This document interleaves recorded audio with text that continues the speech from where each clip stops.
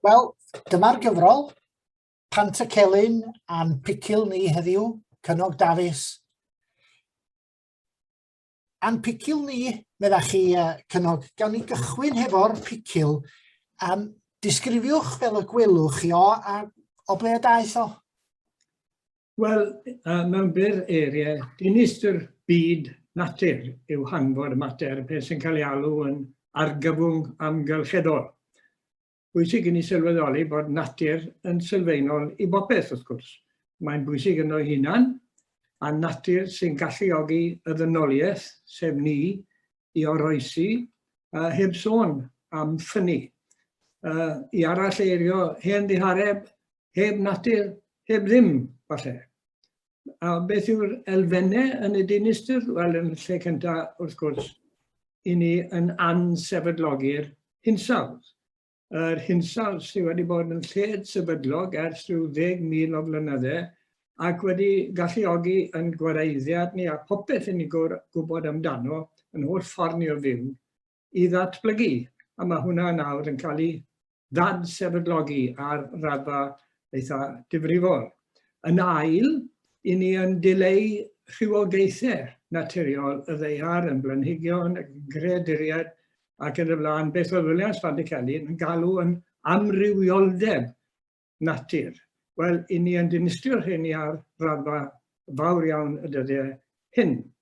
Ar ben hynny, i ni'n erydu y pryddoedd ac i ni'n llygru'r dyfroedd ar fôr ac ar dir, ac ar ben popeth arall, yn lle plannu fforestydd, i ni'n cwmpo fforestydd, a fforestydd, fel maen nhw'n gweud, yw ysgyfen y blaned. Nawr mae drwg effeithiau hyn i gyd nawr yn cael eu cydnabod yn gynyddol, ddim gan bawb, wrth gwrs, mae yna rai sy'n gwadu bod y cyfan i gyd yn argyfwng, a bod angen ymateb iddo fe, ond mae yr ymateb sy'n digwydd yn bitw o anigonol. Ac un cwestiwn sy'n codi yw pam mae e mor anigonol, a byddwn ni'n gweud mae un rheswm am hynny yw achos bod y math o dwf i ni'n sôn amdano yn ein system ni yn rhwym o achosi dinistr natur. Mae'n economi ni wedi cael ei seilio ar dwf parhaus ac ar gonsiwmiad, ac mae prynwriaeth a defnyddio pethau a mawrygu prynwriaeth erbyn hyn yn ganolog nid yn unig un economi ni, ond un diwylliad ni. I ni'n mawrygu consumiad, mawrygu a popeth sy'n gysylltiedig ag e. Nawr, mae gofynion y twf parhaol yma yn gosod straen enbyd iawn ar adnoddau'r ddeiar a gallu'r ddeiar i amsugno yr effeithiau, yr impact fel maen nhw'n gweud. Chydyn, yr achos yn y gwraidd byddwn ni'n gweud yw bod dyn yn gweld natur fel rhywbeth i exploito, i ddefnyddio iddi bwrpas ei hunan yn ytrach na rhywbeth i warchod a gofalu amdano fe a i wella fe i'r dyfodol. Ac ar ben hynny, mae dyn, wrth gwrs, yn exploitio i gydzyn yn ffordd hollol anfoesol. Chi eisiau dyfyniad bach o'r llyfr? Dyfyniad ar fod cyfreia. Na chi de, wel ynghylch y cwestiwn yma o exploitio cyddyn. Agwedd ar brynwriaeth yw unigolyddiaeth remp yn diwylliant a'r anghydraddoldeb enfawr mewn byd na fi i gyfoethocach erioed. Drychwch ar rai yn holl ysblander y lifestyle, medde'r celeb. Fi bia'r cwbl, medde'r archfenter garwr golidog, a pheidiwch chi a meiddio dwy'n cyfron o ddiarnau i helpu y lliaws difreintiedig. Nid ar pore bach yma dad yn glymu oddi wrth beiriant mor nerthol ddinistriol a hyn. Bydd angen newid systemig yn ein ffordd o fyw ac yn arbennig yn ein ffordd o weld y byd o'n cwmpas a'n lle ni ynddo. Bydd angen moeseg newydd wedi seilio ar ddwys bach at byd natur. bydd angen i ni ddysgu cerdded yn ysgafn yn ytrach na bracso yn anystyrol ar wyneb y tir. Pantycelyn rwan ta, yn dod i mewn i hyn i gyd, ond sut y bu chi i ail ddarganfod o, beth ar eich cyffroi chi amdano fo, ac sut mae o'n ffitio i mewn i'r hyn da chi newydd i ei ddisgrifio, sef y Picil? Wel, mae hon yn stori hir, a mae werth i hadrodd dwi'n meddwl. Dwi'n siŵr ein bod ti. Ie, ges i magu, fel wnaethoch chi falle yn sŵn ymynau Pantycelyn a'i cyfaredd nhw, o'n i wrth y modd hyd yn oed yn blentyn gyda'r ymynau Pantycelyn hon o'r blaidd y mod i deall nhw pryd hynny. Ac ges i magu yn y Mans, wrth gwrs, ac o'n i'n gwybod rhyw ffordd neu gilydd mae plentyn y diwygiad Methodistaidd o ni, a bod William Williams yn ddyn mawr yn y diwygiad hwnnw. Ac wedyn, a wedi bod da fi eriod. Ond ers i fi yn ddeol, fe ges i amser, ac o'n i'n awyddus, i ddarllen i waithau a darllen amdano fe, ac fe es i ati rhyw 2 blynedd nôl, gweud y gwir, a darllen yn lled systematig a thrwyadl. Llyfrau Gwma Roberts a Derek Llwyd Morgan a phobl debyg. A hefyd i weithiau chyddiaethau. Oedd rhain i gen i o lyfrgell yn had, a darllen wedyn i 2 gerdd epigau. Y cerddi rhyfeddol yma, Golwg ar Deyrnas Crist a Theo Memphis, sy'n weithiau athrolithgar. Maen nhw'n bethau go syfrdanol, a maen nhw hefyd, gyda llawn, ddarllenadwy iawn ac yn feilga. Ac wrth wneud hyn oll, dyma fi'n sylweddoli falle am y tro cyntaf, cymaint o gawr oedd Pantycelyn.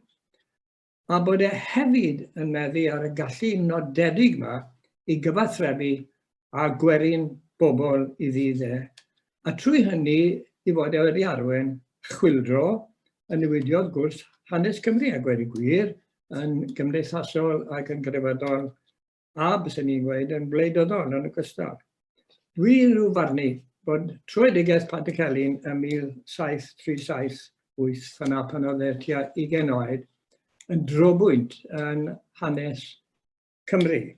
Achos beth nath y Methodistiaid ar yr adeg hynny oedd recrwto athrolith iddi rhengodd. Wedyn, mae'n bwysig i gofio bod e'n byw yn oes y chwildro gwyddonol. Gath cyfrol Isaac Newton, Principia, gath hwnnw i gyhoeddi yn Saesneg gyntaf yn 1728 a Williams yn 11 oed. Ac yn Golwg ar Deyrnas Crist, yr hyn mae Pantycelyn yn gwneud yw ymgodymu a sialens gwyddoniaeth i Cristnogaeth. Mae e'n treol cysoni y 2 fyd yma, ac mae e'n rhyfeddu at y bydysawd, at feoleg ac anatomeg ac yn y blaen, ac yn ei trafod nhw yn fanwl yn Golwg ar Deyrnas Crist. Oedd byd natur yn destun cyfaredd iddo fe, a mi ddeleisio rhyw fath o ddiwinyddiaeth natur yn y cerddi yma. Wedyn, yn ogystal â bod hi'n oes gwyddoniaeth, oedd hi'n oes y goleuo yn oedd, neu'r oleedigaeth dran o rai pobl yn mynd i galw hi. A dyna pryd ath y syniad o gynnydd, y syniad o brogres afel y meddyliau pobl. A mae hynny i weld yn arbennig yn gwaith Richard Price. Nawr te, oedd Richard Price yn gyfoeswr i Pantycelyn, a fi oedd e yn yr ysgol gyda Pantycelyn yn Chansfield gerllaw Talgarth lle oedd Williams yn bwriadu mynd yn feddyg, wrth gwrs. Mab i weinidog yn neilltuol Cymraeg oedd Richard Price, a dath ymlaen wedyn i Lunden i fod yn weinidog fyny, ac yn ganolbwynt cylch o ddeallusion llachar iawn oedd e'n cael ei gydnabod yn un o brif ddeallusion i oes. A fi oedd e hefyd yn ddylanwad o bwys ar fywyd yn America ac ar wleidyddiaeth America. A mae gyda fi fan hyn ddyfyniad o ysgrifiad i o bersbectif Richard Price ynghylch cynnydd yn arbennig, os gael ddarllen hwnna i chi. Hyder ynghynydd graddol dynoliaeth yw prif berwyl traethiadau Richard Price. Serch bod cyfnodau o ddirywiad yn fynnych yn dadwneud cynnydd gwareiddiad, mae'r duedd weilodol tuag i fyny, megis yn argymddyadau'r chwyldro gwyddonol ar enghraifft yng ngwaith Newton. Fe wele Price rhyw fath o beiriant rhesymegol cynyddgar ar waith, a chenedlaethau newydd yn sefyll ar ysgwyddau i'r rhagleinwyr gan gario'r dargymddyadau ymhellach yn barhaus. Oedd e wedi argyhoeddi erbyn diwedd ei oes, fe oedd e farw ym 1792, yr un flwyddyn Pantycelyn, bod gwawr rhyddid yn torri gyda'r chwyldroadau yn America a Ffrainc. Meddai fe yn 1789, geiriau Richard Price yw'r rhain, weler goleuni a gynheuwyd gan gyfeillion rhyddid ar ôl gosod America yn rhydd, yn cael ei adlewyrchu yn Ffrainc ac yn fflamio yn goelgedd sy'n troi gorthrymder yn ilw ac yn cynhesu a goleuo Ewrop gyfan. Wel, dyna i chi ysbryd oes cynnydd, oes progres. Roedd i ni y chwyldro amaethyddol a'r chwyldro diwydiannol, imperialaeth Ewropeaidd, democratiaeth hefyd, wrth gwrs, cyfalafiaeth a sosialaeth, ac a olygodd gynnydd ym mhoblogaeth Homo sapiens, sef ni yn rhywogaeth ni, cynnydd o 1 biliwn ym 1800 i bron i 8 biliwn heddi, y cynnydd na ym mhoblogaeth y blaned. Ac wedyn, mi ddaeth progres a bendithion lu i ni. Mi drawsnewidiodd yn bywydau ni gwell ar lawer ystyr newedig yn y gorllewin, wrth gwrs, ond ar ben hynny, progres fel petai sydd wedi dod â ni i'r picil i ni ynddo heddi. Toned ar Williams Parry yn dod i mi bob tro. Nid eistedd gyda'r union gred na gyda'r anghred ynfyd. Wel, yng ngoleuni hynny, pwy ydych cynulleidfa ddelfrydol chi ar gyfer y llyfr yma felly? A pwy ydych chi'n anelu? Wel, mi ddwy at hwnna yn y funud, ond bydde werth galw i gof 2 linell arall o waith Williams Parry yn bydde. Hyn, mi garwn neithir rhywbeth gwyw dros Grist fel nad edrycho arnaf mor rhyw drist. Mae hwnna yng nghefn y meddwl i hefyd. Nawr te, uniongred. Mae uniongred yn derm ag ystyr eang iddo fe, ac mae anuniongrededd yn cyfro myrdd o feier. Yn anuniongrededd yw nad dwi ddim yn derbyn mwyach bod y fath beth i gael ar goruwch naturiol. Mae'r bydysawd i ni byw ynddo fe yn ddiderfyn o ryfedd a rhyfeddol, ac mae'n llawn dirgelion, na byddwn ni byth allan yn gallu i esbonio nhw yn llwyr, ond mae'r cyfan i gyd, hyd y deallau, yn naturiol. Welai ddim bod lle i odwch naturiol yn y bydysawd yma. Ac felly, wy'n gweld y damcaniaeth neu y ddamcaniaeth ynghylch bod goruwch naturiol, sef Duw, sy'n gyfrifol am y cyfan. Dwi'n gweld y ddamcaniaeth na yn ansafadwy. Nawr te, fel na dwi'n gweld pethau. Ond ar ôl dod i weld pethau felly, ydw i wedi ffeili cefnu ar gyfoeth a gogoniant y ffydd Cristnogol. Fel y mae rhan fwyaf o'n hyd genedl yn gwneud ac wedi wneud. Ar y cyfan, mae'r Cymru erbyn hyn wedi methu a chredu yn y goruwch naturiol, a chanlyniad hynny yw bod nhw'n cefnu yn llwyr ar grefydd, ar Cristnogaeth. Dwi'n gweld hynny yn golled enfawr.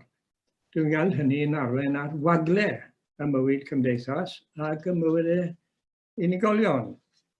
Fel oedd yr athronydd Sarth yn arfer dweud, mae yna dwll y meddwl dyn erbyn hyn, lle roedd Duw yn arfer bod.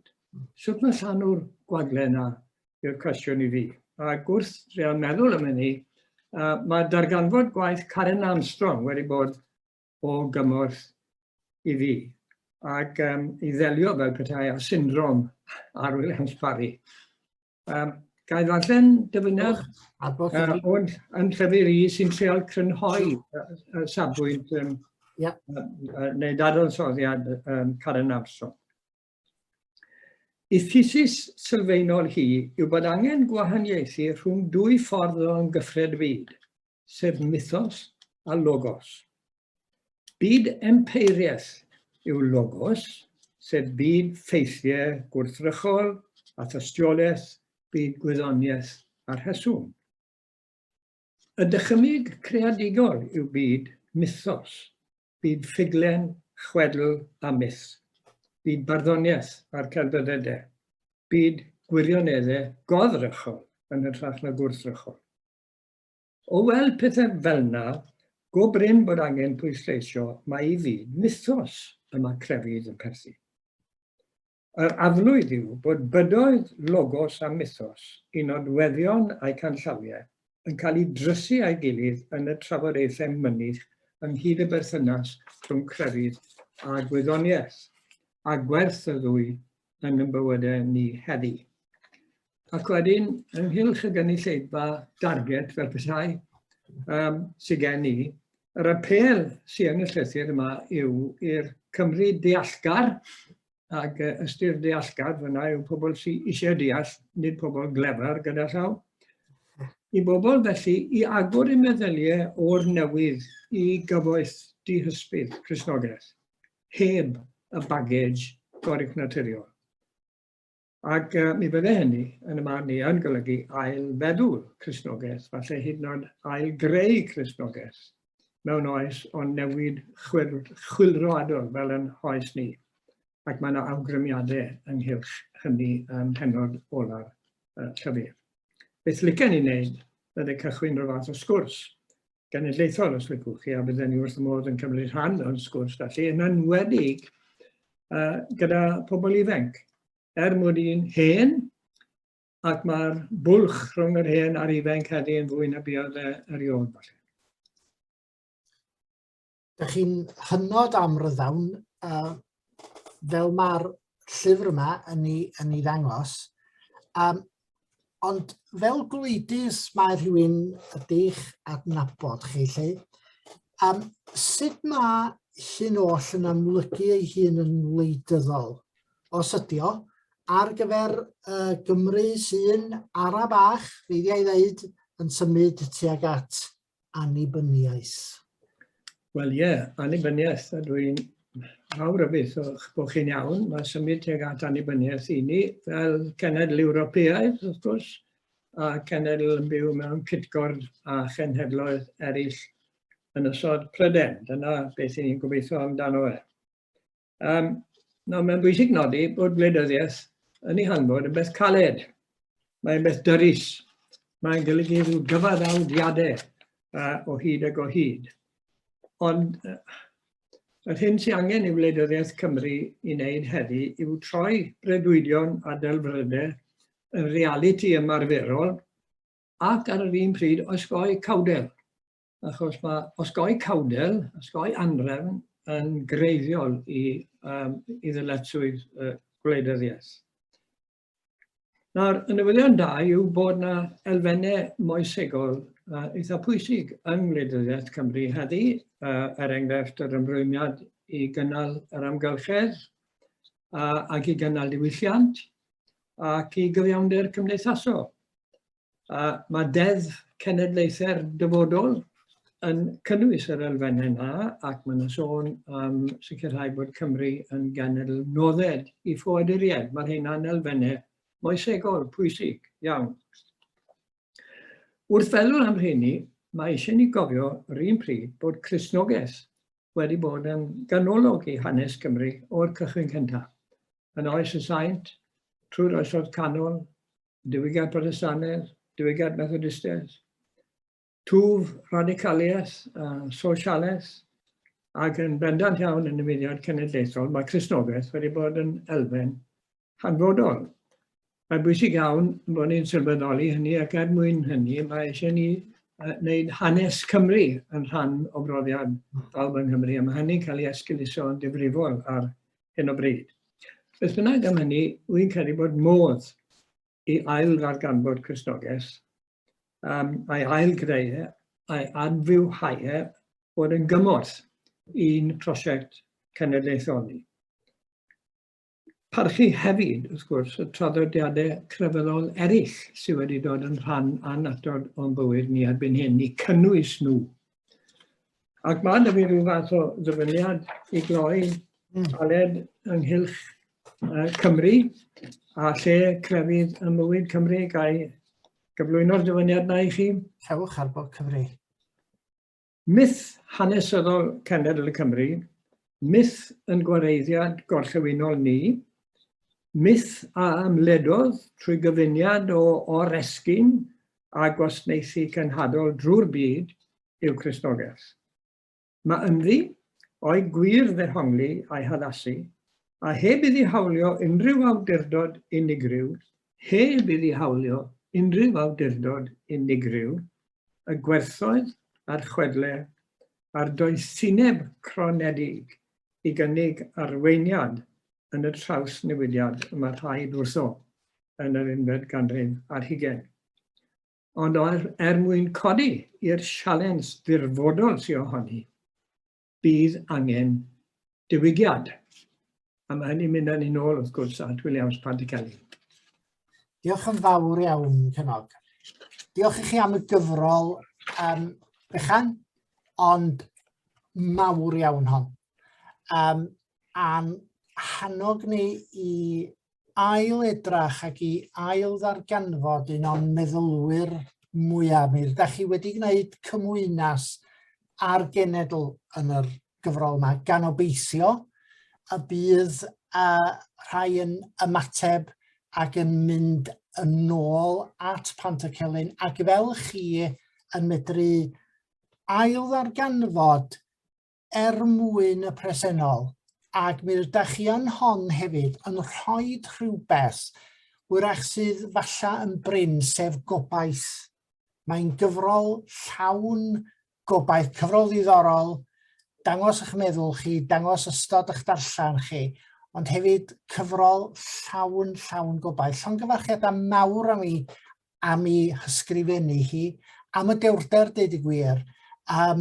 Felly dwi'n annog pawb i ddarllen hon, ac yn enwedig fel da chi'n dweud ar y cychwyn, llythyr at y Cymru deallgar, yn enwedig yr ifanc. Gan obeithio byddan nhw yn mentro. Diolch yn fawr iawn, Cynog. Diolch yn fawr i chi, Aled.